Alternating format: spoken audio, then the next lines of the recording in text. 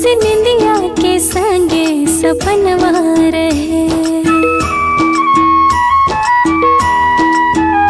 जैसे नैना के संगे रहे निंदिया, जैसे निंदिया के संगे सपनवा रहे।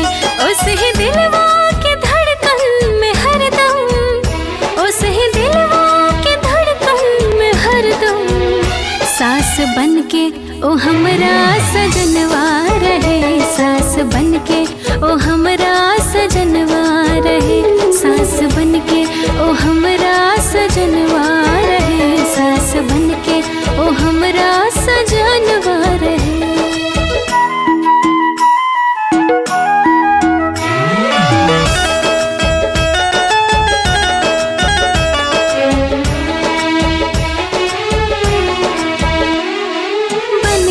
घटा हम छा जाई तोह पे, मन करे अंग लगाई, सातों जन्म ले तू ही रह संग में, देवता पितर के मनाई।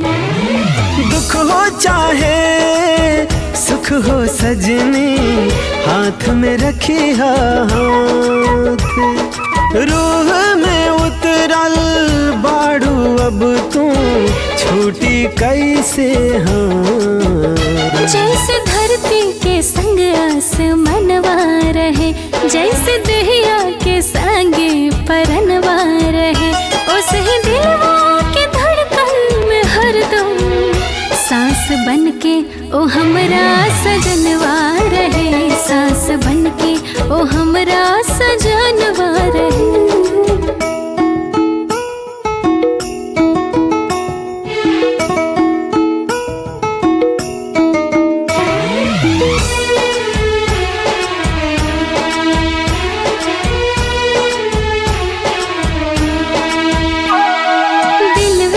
सुंदरता सजना हो सबके, नेह के डोर में बांधे, रंगवा रूपवा सीरत असूरत फीका एकरा आगे।